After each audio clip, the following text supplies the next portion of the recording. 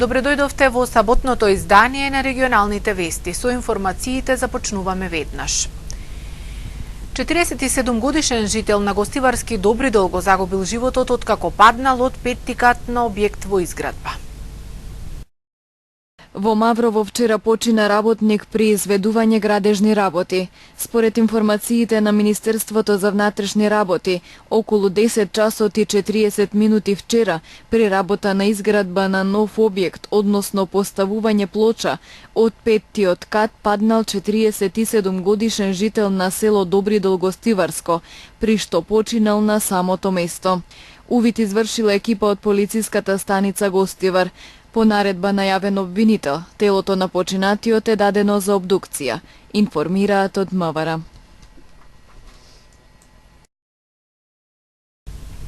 15 години од подпишувањето на Охридскиот рамковен договор со кој се стави крај на воениот конфликт во 2001-та.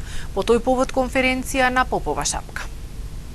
Охридскиот рамковен договор е духовен устав на Македонија во зависност од потребите на државата и барањата на граѓаните ќе се менува и дополнува во иднина. Со овие зборови вице-премиерот за спроведување на Охридскиот договор Фестим Халили и отвори конференцијата на тема Охридскиот договор предизвика гаранција за интеграција. Тој оцени дека се уште има институции кои одбиваат да ги почитуваат законите кои произлегуваат од договорот, кој сепак изминатите години според Халили многу придонел за подобрување на меѓуетничките односи.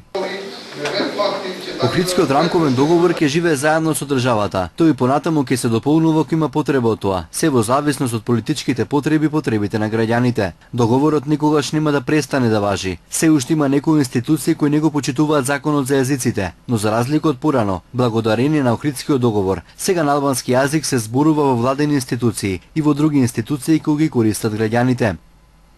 Американскиот амбасадор во земјата Джес Бејли изјави дека еднаквоста меѓу заедниците за која се залага Охридскиот договор може да се постигне ако се работи на подобрување на стандардот на сите граѓани. Со рамковниот договор државата постигна многу. Очекуваме институциите и политичарите да го земат во предвид овој позитивен пример и во иднина да се залагаат за спроведување на договорот од пржино, рече Бејли. Охридскиот договор и неговото имплементирање донесе позитивно искуство и позитивни промени за државата. Затоа апелирам да се искористи ова искуство и да се искористи договорот од пржино, за да напредува Македонија, да се реши политичката криза и државата да чекори напред. Али Ахмети оцени дека договорот во изминатите 15 години донел позитивни политички промени, но според него треба се уште да се работи на негова имплементација. Договорот е многу важен документ, но се уште треба многу закони да се имплементираат во пракса. Закони кои произлегуваат од договорот, гласани се во собрание, но се уште седат во архивите и затоа треба сите да се ангажираме за нивно спроведување на дело. Се обрати Питер Фејт од Европскиот институт за мир кој беше присутен за време на војниот конфликт во 2001 година. Тој изјави дека извештаот за спроведување на рамковниот договор кој го изработил неговиот институт посочува дека треба да се работи на интегрирано образование, но и на децентрализација на државата. Смета дека договорот за некои се уште представува разочарување, затоа што со него се гарантираше побрзо членство на Македонија во евроатлантските интеграции. И по 15 години Охридскиот договор се уште е контраверзен и за некој представува разочарување. Со него се гарантираше побрзо членство на Македонија во НАТО, но патот кон овие организации е многу спор. Никола Тодоров од ВМРО ДПМН кој учествуваше на конференцијата изјави дека тензи имало и има, но заедниците според него секогаш накрај успевале да ги решат проблемите. Затоа што кога сме со подобар стандард, тогаш стереотипите ги потиснуваме, тогаш сме и посмирени и можеме подобро да размислуваме и да бараме решение за реалните нешта. Со подпишувањето на Охридскиот договор се стави крај на војниот конфликт. Пред подпишувањето претходија преговори кои започнаа во Скопје, потоа продолжија во Охрид, каде завршија со парафирање на документот на 10 август. На 13 август во 2001 година во председателската резиденција на Водно, со подписите на тогашниот председател на Република Македонија Борис Трајковски, поранешниот председател на ВМРО ДПМН и премиер Љупчо Георгиевски, председателот на ПДП Имер Имери и тогашните председатели на СДСМ Бранко Црвенковски и на ДП Арбен Џафери. Рамковниот договор се официализира, а Македонија доби нов устав. Богородичните пости започнуваат утре. Постот ќе трае 2 седмици до празникот Успение на Пресвета Богородица. Од утре започнуваат богородичните пости за православните верници. Тие траат 2 седмици од 14 август до 28 август Успение на Пресвета Богородица. Постот треба да биде телесен, но и духовен. Верниците да се исчистат од лоши мисли и дејствија. Денеска е ден за подготување за почеток на постот, така што денес се блажи, односно се јадат месни и млечни производи, додека пак после завршувањето на вечерата, односно од почетокот на утрешниот ден, започнува постот, кој што утре, бидејќи е ден недела, е малку ублажен со масло, затоа што во денот кога се исполнуваме за воскресението на нашиот Спасител Господ Исус Христос, не сме никако да се случи да постиме без конзумирање на масло. Така што овие пости се практикуваат на тој начин што од понеделник па до петок се пости без зејтин, додека пак во сабота и недела е дозволено да се конзумира зејтин, односно масло и вино, додека пак на денот преображение на нашиот Спасител Господ Исус Христос можеме да си дозволиме на нашите трпези, се разбира, да биде благословен и да се вкуси риба.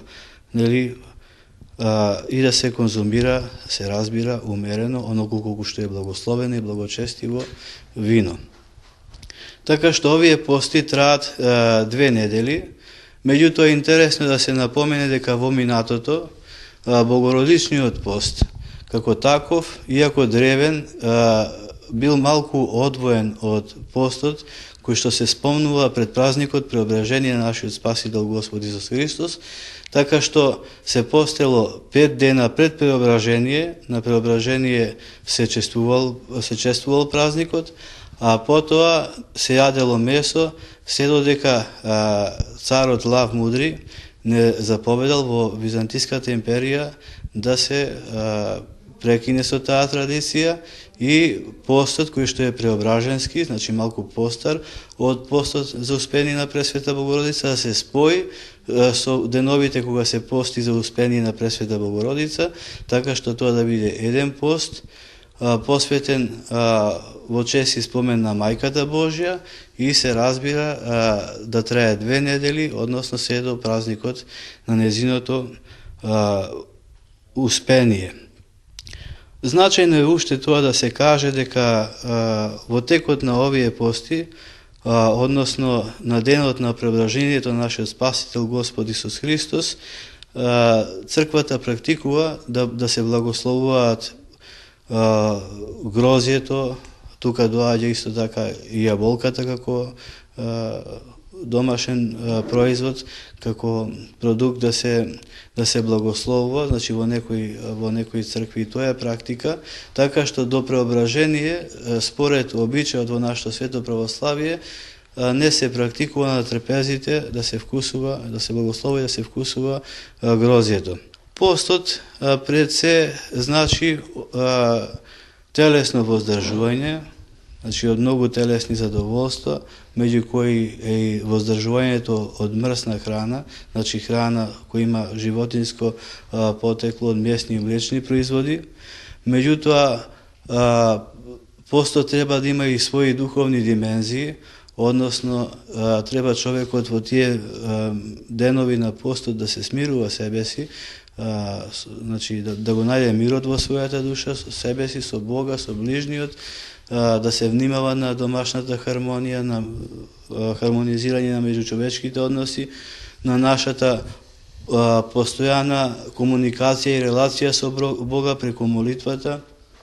Во текот на овие пости убаво е покрај секојдневното молитвено правило кој што треба секој православен христијанин да го практикува, да се чита и молебниот канон на Пресвета Богородица, кој е толку прекрасен, толку содржаен, умилителен, и на тој начин ќе се подсетиме дека во текот на празникот Преображение всушност го чествуваме осветувањето на човековата природа, додека пак во текот на празникот Успение на Пресвета Богородица го чествуваме незиното застапништво за нас, затоа што и молитвено бдение за сите луѓе и за сите христијани, всушност со радост треба да пристапиме кон практикување на богородичните пости, затоа што на тој начин ние ќе ја почитуваме и ќе ја следиме Пресвета Богородица, бидејќи се вели дека таа кога разбрала во Гециманската градина, кога и кажал ангелот Божи, свети архангел Гаврил, дека Бог ќе ја земе во своето царство и дека уште долго нема да остане на земјата, тоа според преданието е некаде после 60-та година од нејзиниот живот, се вели дека таа целото тоа време го поминала во пост и молитва, иако и претходно нејзе ја одликува скромност, пост и молитва, блажина во карактерот и мајчинска љубов кон сите христијани. Уште една работа сакам да напоменам, бидејќи во текот на постот практикуваме молитвено правило, убаво и да твориме добри дела, меѓутоа се разбира според нашите сили да даруваме, но оние кои што имаат потреба од дарување, но ќе напоменам дека не треба да се практикува, да се пристапува кон света причест без претходно покаяние и исповед. Многумина некогаш делуваат неинформирано дека во православната црква постои таква света тајна исповед, се разбира дека постои.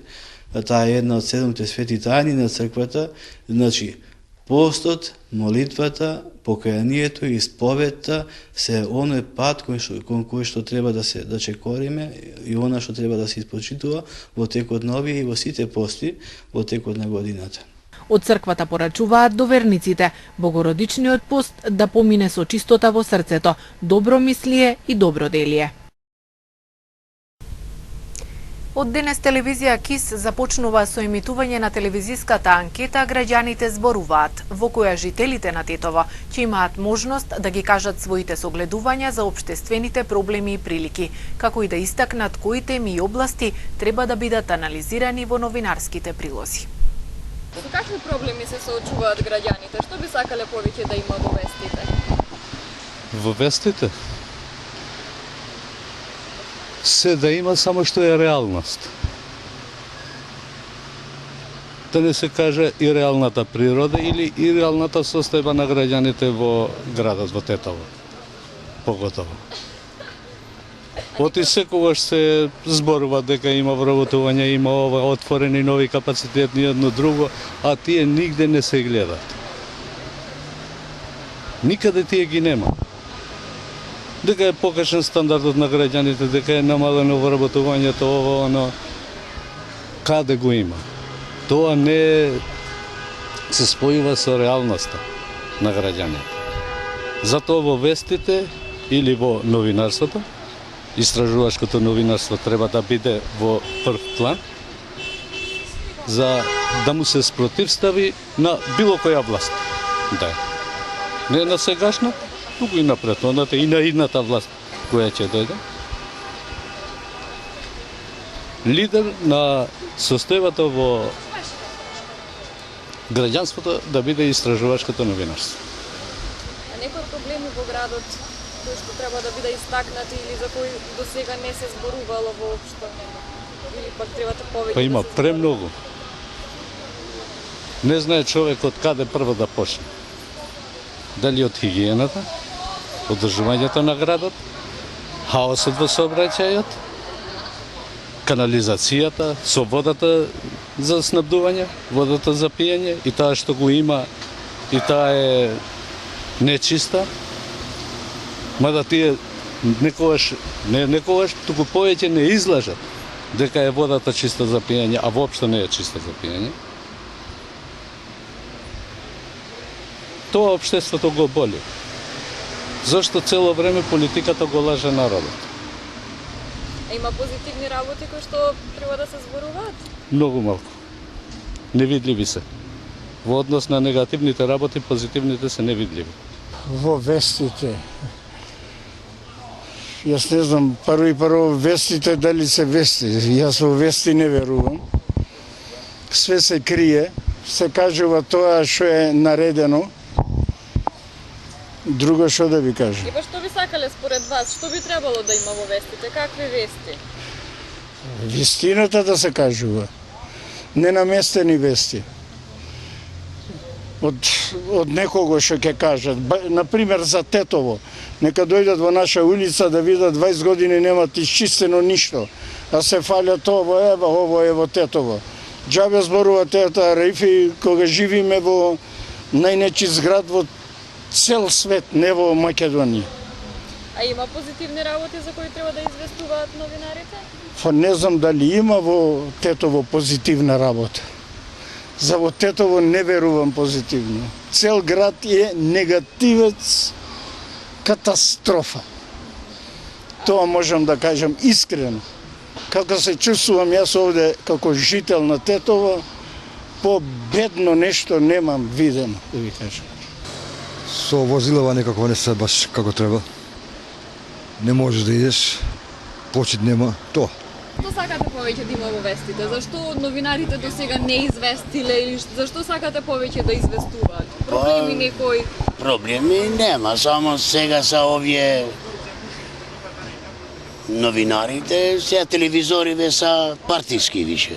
И па така. Колку ги гледам ние, тие са партиски. Ама што би сакале вие да видите? Па да видимо правда. Свек дека правда, да се види, да гледамо нешто добро, убаво, а не да се гледамо нешто друго што не треба. Равноправно да има, тоа. Пример некои работи кои што би сакале да ги видите на телевизија? Па не знаем што да ти речем. Па да има нешто више за спорт, за младината нешто.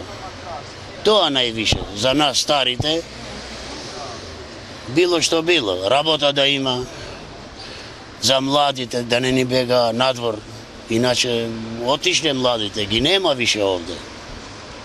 Ја гледам тука у село кај нас, од 200 куќе не можеш да береш 20 млади. Ги нема у селото, и тие што са за 2 години, и тие ќе ги нема. Ендон ќе немамо луѓе овдека, деца, младина, па бега, па нема ништо, работа нема. Нема, ништо нема. Не са сигурни на ништо младите. Тоа, гледа, просперитетот е слаб овдека. Све нешто се работа, кој што влага на работа, све партиски. Баш сега сум многу љута, сега ќе одам на нотар да се распрашам. Ми имавме тука куќа, живееме во Германија, имамо киријаши и тие водата не га плаќале со године. И ја тоа се чудим на државата како може така секој месец, значи во Германија струја, вода мора да се плати. А овдека луѓето, не знам какви закони се, не плаќале со године вода. И сега ја куќата сам га продала и се не можем да га префрлим због тие што са дужни толку вода што не платиле. Тоа многу ми е тешко и не знам на кого да се обратим сега. Што сакате повеќе да има во вестите? Значи некои теми, проблеми, позитивни работи? Абе, позитивни работи, нормално, негативни, кој така? Нормално, позитивни работи. Се што е убаво, све е добро за народот. Пример некој за нешто што би сакале новинарите повеќе да информираат? Новинарите по-објективни да бидат, друго тоа е. Што би сакале повеќе во вестите да има? Значи некои теми за кои што новинарите можеби до сега не информирале или пак можеби треба повеќе да информираат? Па не знам како да ви речам, треба да се ориентират за некои проекти, повеќе за проекти каде што ќе се вработат младите и ќе се допринесува за, мислим, за подобрување на социјалната страна на работниците, а не на сензациите што предизвикуваат немир и мислим двоумење кај населението или влее во народот, мислим, дефетизам. Што мислим да има да се работи за доброто на публиката, на народот, на така. Дали има некои позитивни примери, позитивни работи кои што можеле повеќе да бидат во вестите? Па да се ориентират, има позитивни примери кога се работи за екологијата. А инаку за овие други работи што информират за разни конфликти или не знаем што допринесуваат за, мислим, за едно лошо мислење за воопшто за општеството и за состојбата во Македонија. Значи сметате дека во вестите треба да има повеќе за добри работи? За добри, тоа сакав да речем, дека треба да има за подобри работи, за некои постигања, за афирмација на некои работи, на некои активности, така. Свака партија не чини за ништа. Свака партија. Човек е тргнат за себе, за нас нема ништа. А некои проблеми во градот кои што мислите дека не се доволно на телевизија, за кои што треба повеќе да се зборува? Потреба да се зборува, да има работа, да работа младите, све. Ми е више готово. Сме го, како рекле тие, сме го обрали бостанот, ама и тоа не бидуе ништа. Зашто би сакале повеќе новинарите да известуваат? Па за све што се дешава највише. Не за безвеза нешто, што е нешто интересно за тоа. Но што е според вас интересно? И па еве сега за поплавите, например, убо е да кажа, скупото и кога и тоа е убо. Проблеми, као и вие знаете, има многу. Меѓутоа, постепено ќе се решават и тие. Новинарите треба да се ангажират повеќе, бидејќи е седма сила во држава. И затоа треба да ги барате недостатоци што се во градот. Градот од центарот е чисто, меѓутоа не е како што треба. Треба повеќе внимание да се на хигиената, на чистотата, на водата, тоа е. Освен овие негативни работи во градот, има позитивни работи кои што ние ги забораваме, можеби? Па ја мислим, по моето мислење е позитивно што еве се дружиме и албанците и македонците. Мислим, тоа треба уште повеќе да се внимава на тоа, да бидеме уште поблиски, да помогаме, бидејќи една држава сме и еднакви сме за сите. И затоа апелирам на сите граѓани. Сега политика да е таква, мислим, ние као граѓани не треба да се подели. Треба да се помагаме едни на други, бидејќи нема друго место осим Македонија. Државата е исто и за нас, и за македонци исто, затоа треба да внимаваат, мислим, тие погоре што тоа е моето мислење. Сега секој има, као општина треба повеќе, мислим, да се ангажира тие.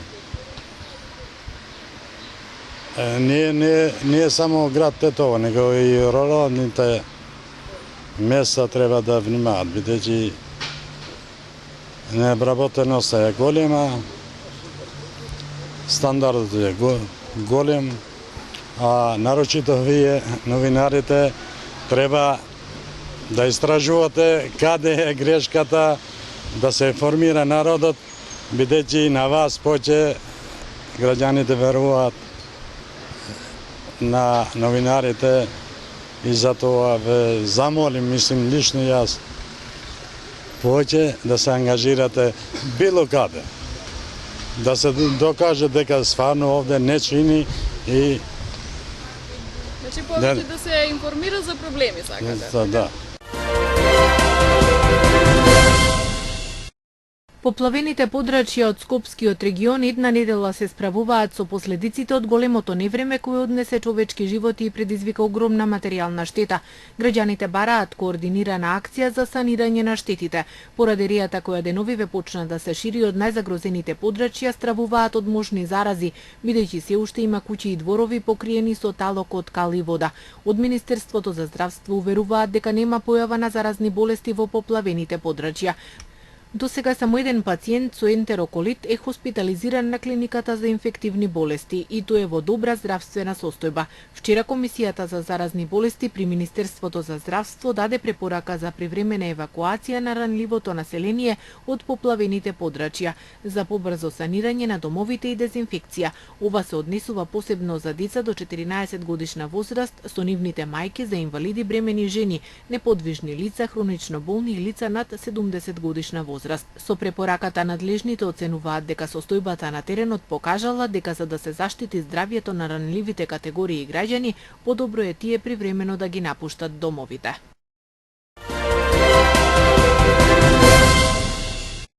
Сириските опозицијски сили, поддржани од САД, ја презедоа целосната контрола врз градот Манбич во близина на турската граница, откако последните борци на Исламска држава го напуштија градот, изјави портпаролот на сириските демократски сили, додавајќи дека се ослободени и повеќе од 2000 цивили кои биле чувани како заложници. Сириските бунтовници нагласија дека не сакале да извршат напад од големи размери врз силите на Исламската држава во градот поради цивилите, поради што бил исклучен договор да им биде дозволено на джихадистите слободно да го напуштат Манбич. Според американските представници, по завршувањето на операцијата за ослободување на Манбич, ќе може да се започне акција за освојување на градот Рака, каде се очекуваат тешки борби. Најмалку 252 рудари се повредени, од кои 8 мина потешко при судири со полицијата за време на протест во боливискиот град Ла Пас. Боливискиот министер за внатрешни работи Карлос Ромеро истакна дека во немирите се повредени најмалку 100 полицајци. Судирите меѓу рударите и полицијата започнаа во средата, а првиот ден демонстрантите земаа како заложници неколкумина полицајци, кои следниот ден беа ослободени откако полицијата ослободи 85 уапсени рудари. Демонстрантите блокираа и неколку автопати. 7 лица се повредени во пожар во нафтопреработувачката фабрика во американската држава Тексас. Представници на полицијата јавија дека 4 од повредените се пренесени во болница со амбулантни возила, а другите 3 со хеликоптер. Се утврдуваат причините за инцидентот.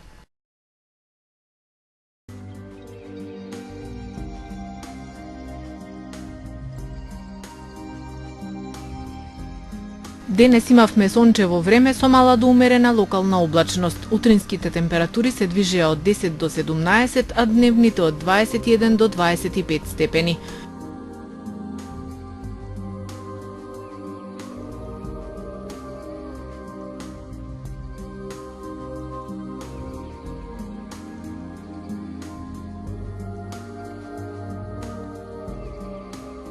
Утре не очекува сончево време.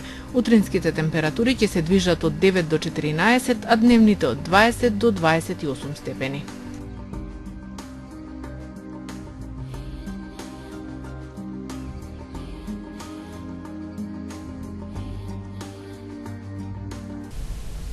Дојдовме и до крајот на регионалните вести. Ви благодариме на вниманието со кои овој пат не следевте. Пријатно!